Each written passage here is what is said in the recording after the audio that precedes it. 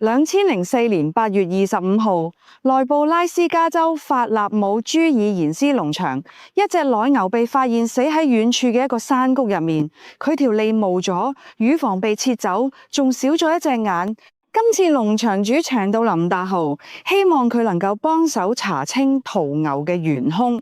事實上，林達豪已經研究咗1000多單屠牛事件。1979年 FBI 前探員隆美爾調查屠牛事件時，林達豪都有參與。但剛一走入隆美爾辦公室，林達豪同同行嘅調查員就被隆美爾告知，佢打算去證明這一切無咩特別，就係大型食肉動物做嘅。可以話隆美爾根本就係帶住結論證據。今次林達豪係喺朱爾延斯農場嘅牛死咗大約1個星期之後抵達呢度，剛一到就馬不停蹄趕去事發現場，發現牛屍骨嘅地方係一個四面被小山環繞嘅山谷，十分隱蔽，無論發生咩事，外面嘅人似乎都好難睇得到。林達豪用相機記錄現場情況，離奇死去嘅牛之前十分健康，剛剛生過一隻牛仔。儘管殘骸已經開始腐爛生蛆，但並無食腐動物嚟過呢度食掉牛身上嘅腐肉。拍完現場相片之後，林達豪開始採集周圍嘅植被樣本。植物通過葉綠素捕捉光合作用所需要嘅光能，線粒體則包含住植物嘅基因物質。根據林達豪以往經驗，有 UFO 出沒地點嘅植物葉綠素同線粒體都會發生明顯變化。佢想驗證一下呢度植物嘅微觀結構係咪都出現咗改變。採集完植物樣本之後，林達豪又開始採集土壤樣本。佢用一個強力磁鐵喺地面上劃過，土壤中嘅磁性物質就被吸附喺磁鐵上。磁性物質喺地球上並不罕見，但根據林達豪嘅經驗，同 UFO 事件相關地點周圍聚集咗更多磁性物質，仲常常伴隨住一啲磁場變化。採集工作結束之後，林達豪將樣品送到密歇根州同賓夕法尼亞州嘅實驗室進行分析。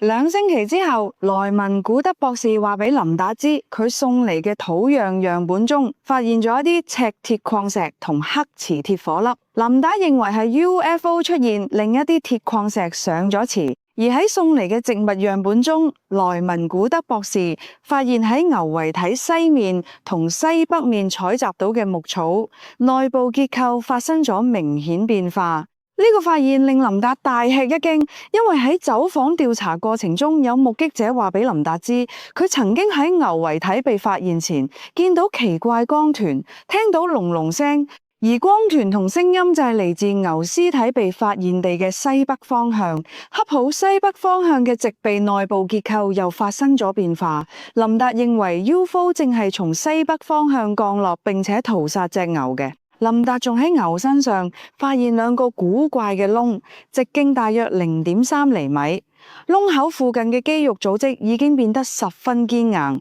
林達猜測呢個窿可能就係外星人獲取牛血液或者組織器官時留低嘅。除此之外，林達仲留意到一個巧合，屠牛事件最高發嘅州份科羅拉多州，正係著名道西基地嘅所在地。道西基地係一座未被證實或者話未被官方承認嘅地下秘密基地。根據所謂幾位知情者爆料，該基地係由美國政府同外星人合作建立嘅，位於美國新墨西哥州同科羅拉多州邊界嘅阿尤利塔縣平頂山地下。具體地理坐標係呢個，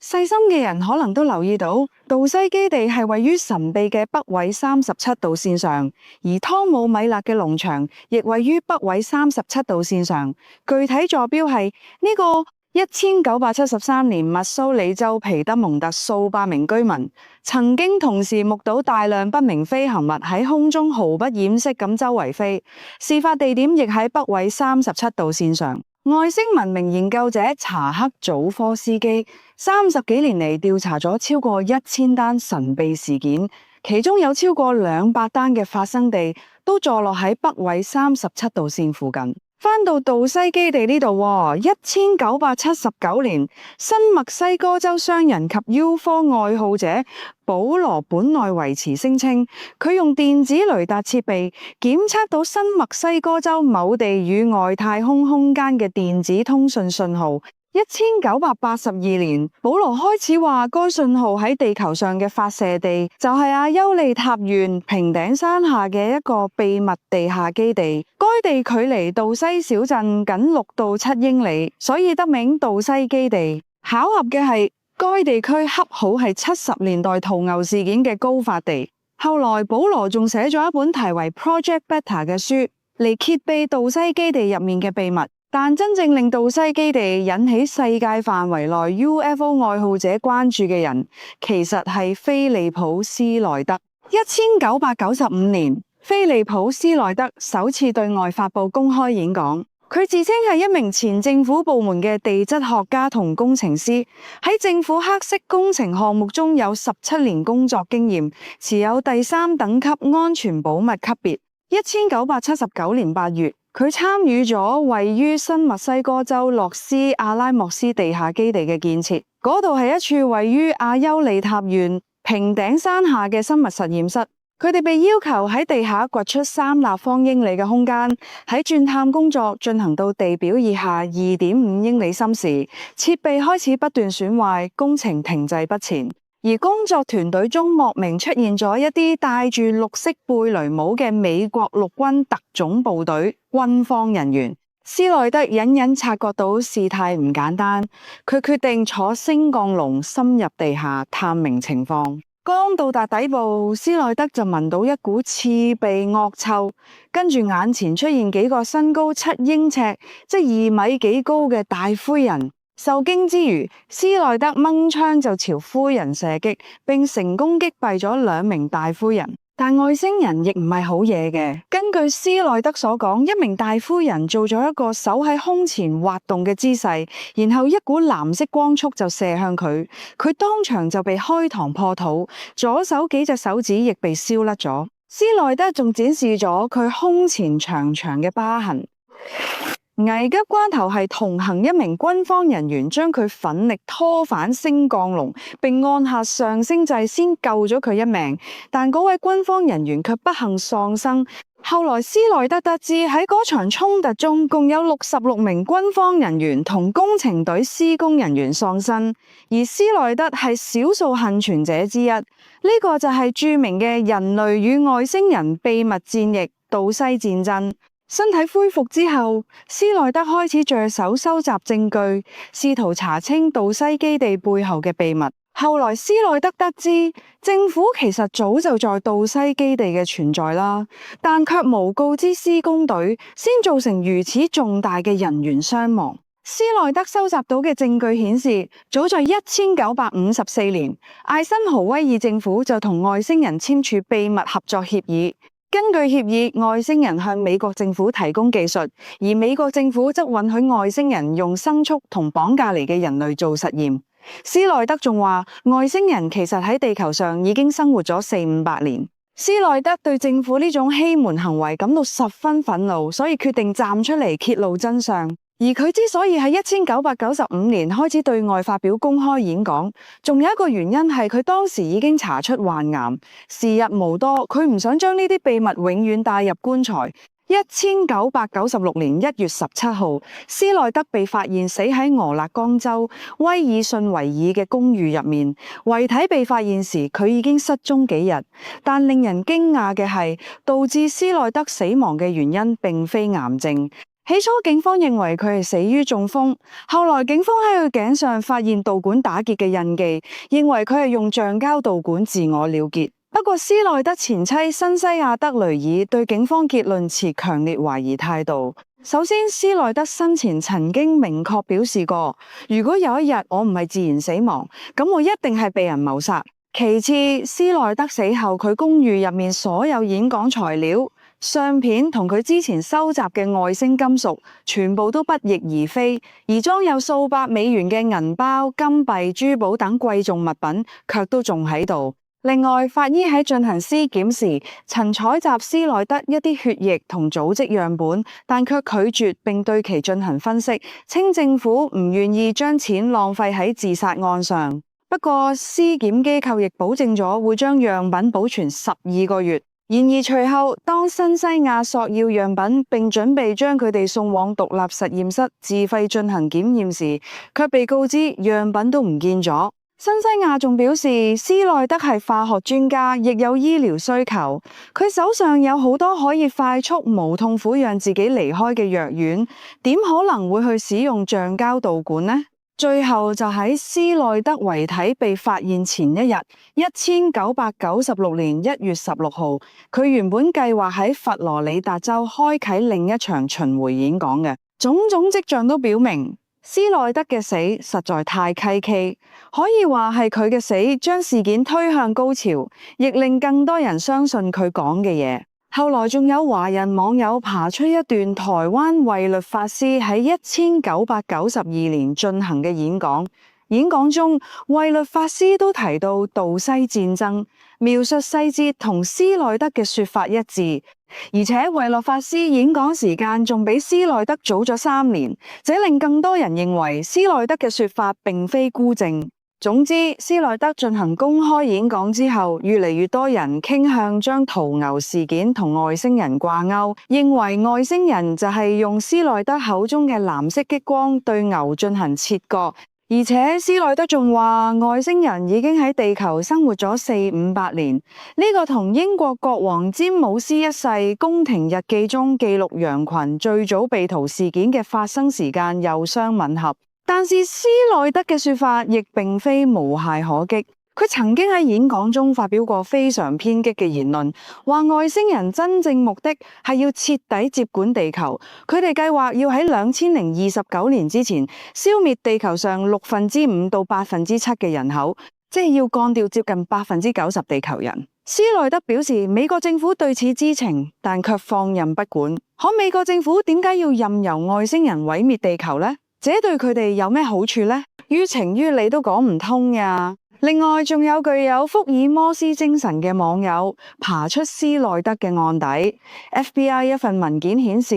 ，1975年3月，施耐德曾因為非法持有放射性物質並試圖製造核裝置而被捕。後續調查結果顯示，施耐德患有慢性精神分裂症，伴隨有分化特質。並於1968年7月30號至1969年1月29號入院治療，呢個就非常耐人尋味啦。難道施耐德後來嘅言論都係一個精神病患者嘅胡言亂語？當然啦，你都可以話呢個係 FBI 對施耐德嘅栽贓。不過有一點，施耐德似乎講啱咗，嗰個就係屠牛事件嘅受害者唔只係牲畜，仲有人類。1993年9月1號，巴西 UFO 研究員加西亞喺 UFO 雜誌上刊登咗一篇文章，題目為《殘害人類瓜拉皮蘭加水庫案例》，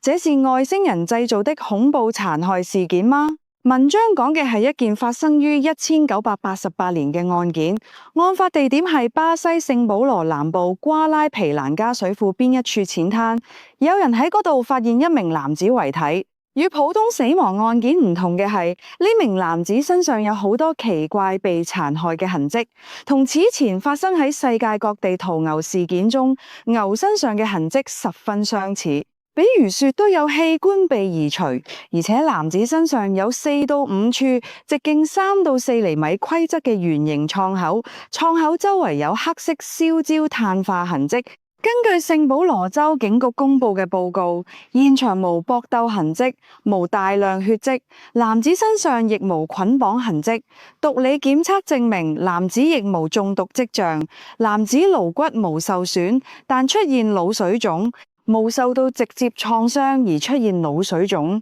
往往係承受極大痛苦嘅明顯。特指屍檢報告給出嘅死因係存在迷走神經刺激導致嘅成分，講白啲就係極度疼痛導致心肺驟停。當時警方係以遭受動物襲擊遇難而結案。但發表文章嘅加西亞卻認為男子生前可能係遭到外星人綁架，後來被丟棄喺荒野。早喺呢起事件發生大約30多年前，美國亦發生過一起空軍中士被碟狀飛行器綁架後被審屍沙漠嘅案件。1956年3月，空軍中士喬納森·洛維特同少校威廉·坎寧安喺新墨西哥州霍洛曼空軍基地附近收集上一次火箭試驗散落嘅碎片。突然，坎寧安就聽到洛維特一聲尖叫，佢轉身望向洛維特時，只見洛維特已經被一隻從銀色碟狀飛行器伸出嘅手臂拖載到空中。坎寧安驚恐咁睇住洛維特被拖入飛行器，佢跌跌撞撞行向吉普車，用無線電呼叫救援。3日之後，洛維特嘅遺體喺附近沙漠被繫到，死狀與屠牛事件中嘅牛非常相似。洛維特身上嘅血一滴都唔剩，但令人驚訝嘅係，並無出現通常與大量失血緊密相關嘅血管塌陷現象。相傳，洛維特坎寧安事件被記錄喺長達600頁嘅怨恨計劃第13號報告入面。怨恨計劃係二戰後美國空軍最早負責調查不明飛行物目擊事件嘅項目之一，亦係藍皮書計劃嘅短暫前身。但遺憾嘅係，怨恨計劃相關文件到依家都未被解密。所謂洛維特、坎寧安事件，都係聽自稱睇過怨恨計劃第13號報告嘅人轉述嘅。翻到瓜拉皮蘭加水庫案例度，1993年加西亞文章大火之後，當地警方迫於壓力重啟案件調查。到咗1997年，驚人嘅反轉嚟啦！警方公布案件更多細節，指出案發地根本唔係瓜拉皮蘭加水庫邊嘅淺灘，而係距離瓜拉皮蘭加水庫6公里遠嘅比林斯水庫邊一處小樹林。男子身份係53歲村民貢薩爾維斯。貢薩爾維斯生前患有癲癇症同恰加斯病。恰加斯病又稱南美錐蟲病，係由黑氏錐蟲引起嘅一種熱帶寄生蟲病。急性期有發熱、顏面水腫、淋巴結炎、貧血等症狀；慢性期又常伴有心力衰竭、腦栓塞、心肌炎等症狀，嚴重時可能會猝死。貢薩爾維斯生前經常去瓜拉皮蘭加水庫同比林斯水庫釣魚。警方認為事發當日，貢薩爾維斯去釣魚路上經過水庫邊小樹林時，由於癲癇發作或者係恰加斯病，突然休克，跟住就遭到禿鷲以及其他齧齒類動物攻擊致死。由於休克咗無法反抗，所以現場並無搏鬥痕跡，而癲癇發作又常常容易導致腦水腫。事實上，警方調查記錄顯示，遺體被發現時有幾位村民目擊禿鷲正啃食貢薩爾維斯身體，但加西亞並無喺佢最初嘅文章中包含這部分內容。不過即使係咁，依舊有大批網友對警方後來補充解釋表示唔受落，因為佢哋認為警方說法依然解釋唔到點解貢薩爾維斯身上有咁多燒焦嘅小孔洞。其實關於屠牛事件同所謂屠人事件，多年嚟仲流傳住另一種說法，嗰個就係真正幕後黑手，可能係軍方秘密機構或者大型製藥公司，佢哋正用牲畜同人做生物實驗。仲記唔記得前面我哋提到70年代屠牛浪潮發生時，好多農場主都喺事發地附近目擊來路不明直升機啊！1976年，猶他州卡什縣2名警察仲喺屠牛事件發生地上空目擊一架無標誌嘅黑鷹直升機，而喺70年代，黑鷹直升機係美國陸軍機隊嘅主力。呢2名猶他州警察仲同直升機上幾名男子發生激烈衝突。離奇嘅係，衝突過後，該地區屠牛事件大約停止咗5年。而如果牛係被直升機運走，處理完之後又從高空拋落嚟嘅話，亦可以解釋牛肋骨同脊椎斷裂嘅謎團。不管點樣，雖然屠牛浪潮已經過去，但零星發生喺世界各地嘅屠牛事件依然無中斷過，而真相仍舊喺迷霧當中。唔知你認為屠牛事件嘅真正原因係咩呢？歡迎喺評論區留低你嘅觀點。好啦，多謝大家收睇，希望大家支持點個讚，記得訂閱本頻道，下次有更精彩嘅內容，拜拜。